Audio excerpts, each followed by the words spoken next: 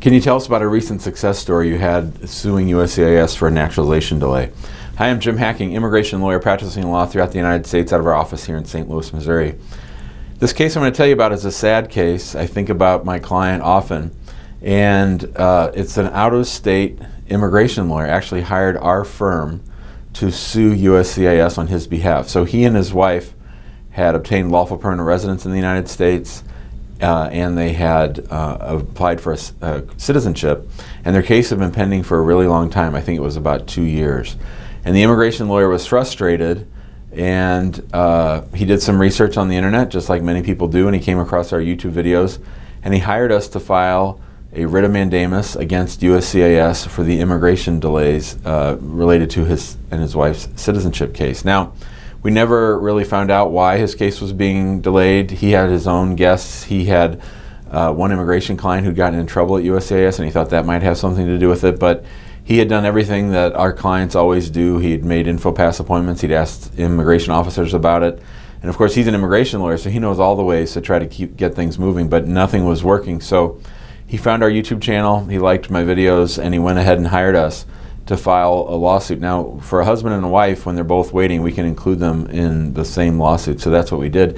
And the real sense of urgency in this case, and the reason I said that it's a sad case, is that his wife had stage 4 cancer.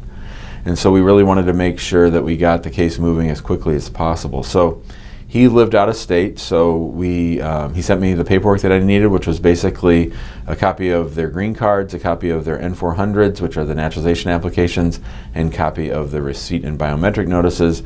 We drafted the lawsuit. We got it on file in Washington, D.C.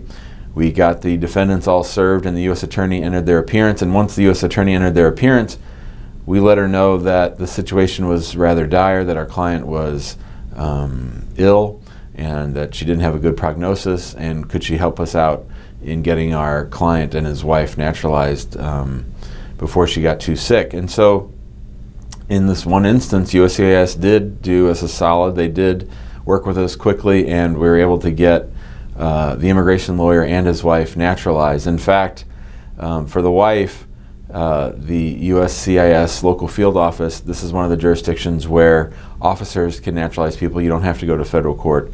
And the officer came to their home and naturalized the lady in her house, which we thought was very, very sweet. Obviously, this is a sad story, so we can't provide personal details, but we did want to tell you the story because, once again, #lawsuits work. There's just no substitute for a lawsuit. It gets the attention of the higher ups, so that they get the attention of the lower downs. What do I mean by that? Well, when we file the lawsuit, USCIS gets served a copy of the lawsuit in Washington, D.C. in headquarters. Then headquarters calls the local field office. Here it was out of state. It wasn't even in St. Louis, and gets the case moving. So it's a great solution to a frustrating problem, and we were glad to help our client and his wife.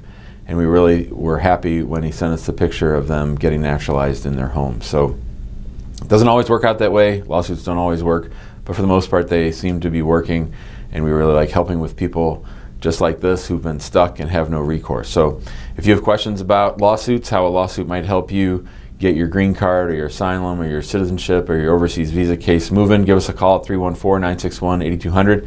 You can email us at info@hackinglawpractice.com. Be sure to find us in our Facebook group, which is called Immigrant Home, and then subscribe to our YouTube channel, which is called Hacking Law Practice, Jim Hacking Immigration. And you can find us on YouTube. Be sure to subscribe so that you get updated when we make new videos, and share with all your friends out on social. Thanks a lot. Have a great day.